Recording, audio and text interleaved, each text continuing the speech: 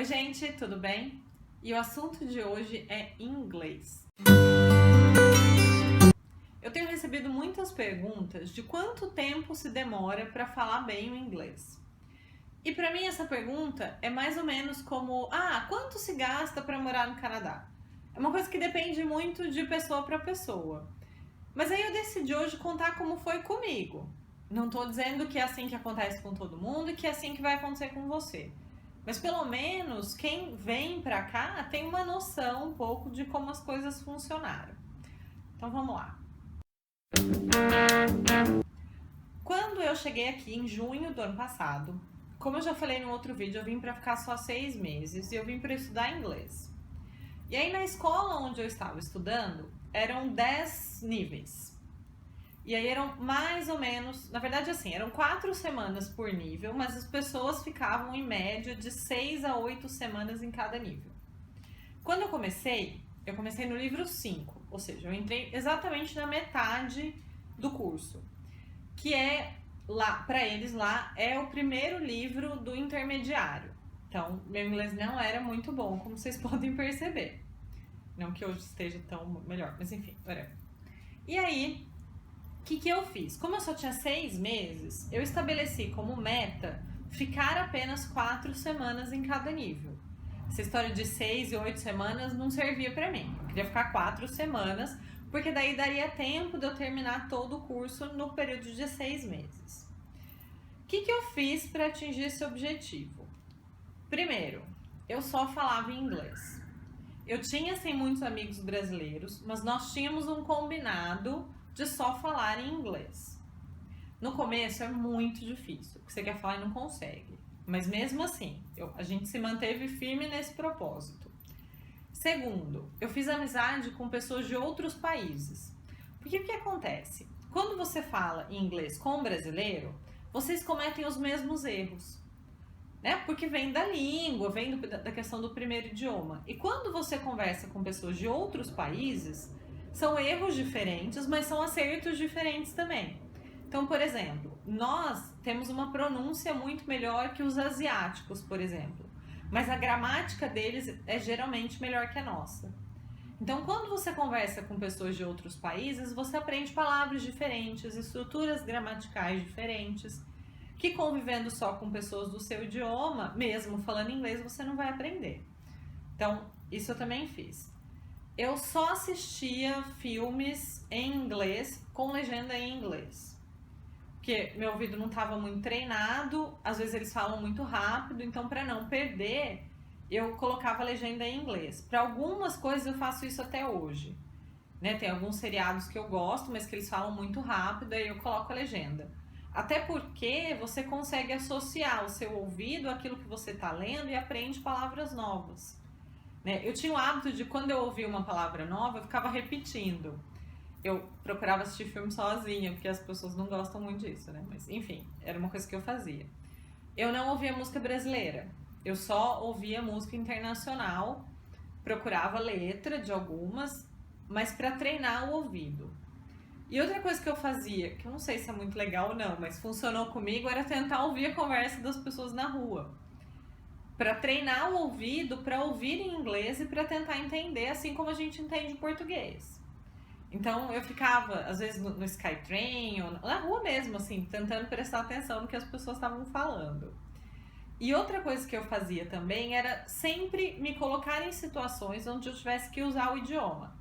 Então, às vezes eu ia em lojas só pra perguntar preço, pra, sabe, pedir informação na rua mesmo sem estar perdida, pra conseguir ter esse contato com o idioma que às vezes a gente não tem, né? Porque quando a gente é aluno de escola de inglês, a gente acaba tendo uma convivência um pouco mais restrita, né? E não se coloca em situações em que você é desafiado, porque todo mundo ali com quem você convive tem mais ou menos o mesmo inglês que você. Então, quando você se coloca nessas situações, você se coloca à prova também. E aí, com isso, eu consegui, na verdade, daí, quando eu decidi ficar para fazer o college, eu fiz 5 meses de inglês só, e aí esse último mês eu já fui pro college, mas eu atingi o meu objetivo no final desse período. E aí aconteceu algumas coisas que eu achava engraçadas, assim, hoje eu acho engraçado, né? Porque eu não achava não, Não sei se quem já passou por essa situação sentiu isso também. No começo, logo que eu cheguei, era muito difícil me comunicar. Eu não sabia muito bem falar o inglês. E aí eu brincava que eu sentia nervoso na garganta. Isso nem existe, mas eu falava, gente, eu tenho nervoso aqui, ó. Porque eu quero falar e não consigo, e não sei como falar. E aí era muito difícil. Acho que esse é o momento mais desafiador, assim. Quando você tá no começo, que você não sabe. E aí você precisa procurar palavras que você conheça para poder expressar aquilo que a palavra que você não conhece expressa.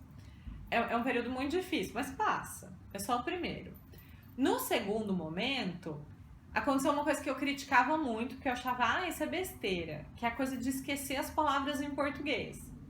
Então, como eu tava só usando o inglês, quando eu ia falar em português, com a minha família, por exemplo, às vezes eu não lembrava das palavras. Só que daí eu não lembrava as palavras em português, mas eu também não sabia como se falava essas palavras em inglês, ou seja, eu não podia me comunicar. Né? Eu brincava, gente, eu não posso mais falar nada, porque eu não sei mais como é que fala. Esse também é um momento um pouco difícil, mas passa. Chega um momento em que você começa a trocar palavras. Então, por exemplo, uma vez eu estava conversando com os meus pais e aí eu falei que eu precisava salvar dinheiro, ao invés de economizar dinheiro, porque economizar em inglês é save money. Então, o meu cérebro já estava uma bagunça. E aí eu acabava misturando tudo, que era outra coisa que eu também falava, esse povo que faz intercâmbio, né. Acontece, né? Aconteceu comigo pelo menos. Hoje já é mais fácil. Então, a partir do momento que eu comecei o college, eu parei de fugir de brasileiro, né? Parei de fugir do português, porque querendo ou não, eu tenho muito mais contato com a língua no meu dia a dia hoje, porque eu trabalho em inglês, eu estudo em inglês. Uma mudança que eu fiz foi morar com alguém que não falava português. Logo que eu cheguei, eu morava com uma brasileira. Mas aí depois, com o tempo, eu achei que era melhor pra mim se eu morasse com alguém que não tivesse o português como primeira língua. Então hoje eu moro com uma mexicana, porque é um jeito de falar inglês também. Então eu acabo falando inglês hoje a maior parte do meu dia. Então não é um pouquinho do português que eu converso com os meus amigos que vai atrapalhar o meu inglês. Né?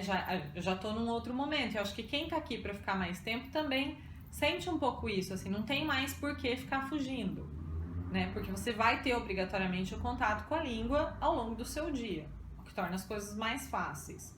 E pra mim, eu acho que o momento em que eu percebi assim, nossa, meu inglês tá ficando bom, ainda não tá bom, não vou falar, ó, vai fazer 1 ano que eu tô aqui, eu trabalho, eu me viro, mas eu sinto que ainda falta muito vocabulário, às vezes eu não lembro a palavra exata para dizer alguma coisa, né? Coisas que vêm com o dia a dia, vêm com a prática do idioma. Mas eles dizem que quando você começa a sonhar em inglês, é um bom sinal, é sinal que você está ganhando fluência. E eu lembro a primeira vez que eu sonhei em inglês, era que eu acordei e falei, meu Deus, eu sonhei em inglês. Eu fiquei toda feliz porque eu tinha sonhado e para mim isso era um sinal de que a coisa estava funcionando. Né? Então você que vem, que não sabe nada, ou que sabe muito pouco, não se preocupe. Né? Tenta achar um jeito de se colocar em contato com o idioma, porque eu acho que isso é importante. Se você vem só para estudar o inglês, fuja de brasileiro, fuja mesmo. Não fale português, não vai em festas brasileiras, não vai em restaurante brasileiro, não tenha contato com a língua. Quer dizer, eu não sei se eu poderia dizer isso, mas sei lá, é um conselho. Se você quiser, você faz, se você não quiser, você não faz. Mas é para valer o seu investimento, é caro estar aqui. Então, se você vem só para estudar o inglês, se você vem para ficar um curto período de tempo, tenha o maior contato com a língua que você puder. Né? Que eu acho que isso vai te ajudar. Se você vem aqui para fazer um college, mesmo um career college, você vai acabar ficando mais tempo, você vai acabar trabalhando, e aí o contato é diferente. Então, você pode se dar ao luxo de ter um contato um pouco maior com brasileiros, né? Porque daí não vai afetar tanto o seu inglês. Mas se você tá nesse momento de desespero, de nervoso na garganta, calma, vai melhorar.